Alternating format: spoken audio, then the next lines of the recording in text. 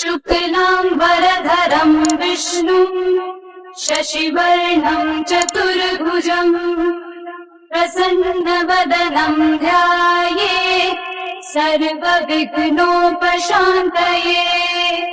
शान्ताकारं भुजगशयनं पद्मनाभं सुरेशं विश्वाधारं गगनसदृशं मेघवर्णं शुभांगं लक्ष्मीकान्तं कमलनयनं योगिभिर्ध्यानगम्यं वन्दे विष्णुं भवभयहरं सर्वलोकैकनाथं। वन्दे विष्णुं भवभयहरं सर्वलोकैकनाथं। शुक्लाम्बरधरं विष्णुं शशिवर्णं चतुर्भुजं प्रसन्नवदनं ध्यायेत् सर्वविघ्नोपशान्तये। शान्ताकारं भुजगशयनं पद्मनाभं सुरेशं विश्वाधारं गगनसदृशं मेघवर्णं शुभांगं लक्ष्मीकान्तं कमलनयनं योगिभिर्ध्यानगम्यं वन्दे विष्णुं भवभयहरं सर्वलोकैकनाथं। वन्दे विष्णुं भवभयहरं सर्वलोकैकनाथं।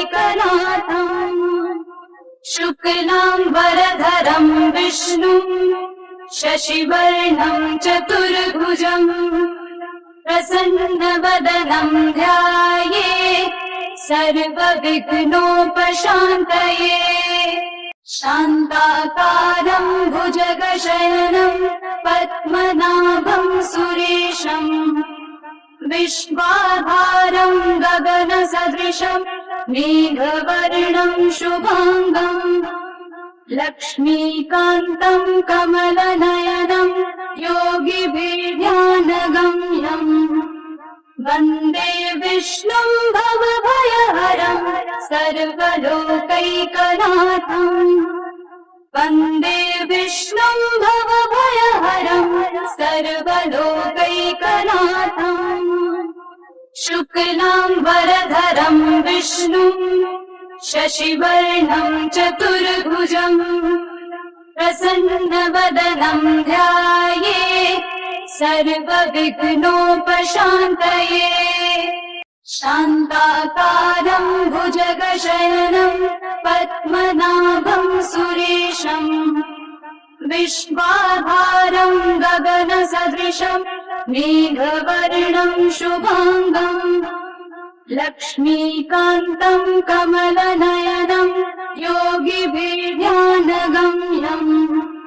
वन्दे विष्णुं भवभयहरं सर्वलोकैकनाथं। वन्दे विष्णुं भवभयहरं सर्वलोकैकनाथं।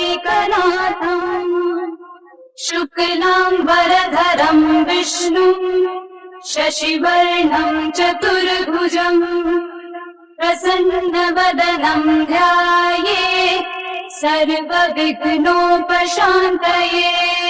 शान्ताकारं भुजगशयनं पद्मनाभं सुरेशं विश्वाधारं गगनसदृशं मेघवर्णं शुभांगं लक्ष्मीकान्तं कमलनयनं योगिभिर्ध्यानगम्यं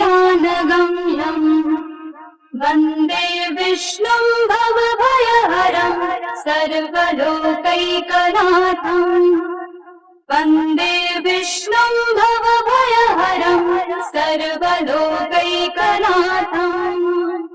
शुक्लाम्बरधरं विष्णुं शशिवर्णं चतुर्भुजं प्रसन्नवदनं ध्यायेत् सर्वविघ्नोपशान्तये। शान्ताकारं भुजगशयनं पद्मनाभं सुरेशं विश्वाधारं गगनसदृशं मेघवर्णं शुभाङ्गम् लक्ष्मीकान्तं कमलनयनं योगिभिर्ध्यानगम्यम् वन्दे विष्णुं भवभयहरं सर्वलोकैकनाथम् वन्दे विष्णुं भवभयहरं सर्वलोकैकनाथम्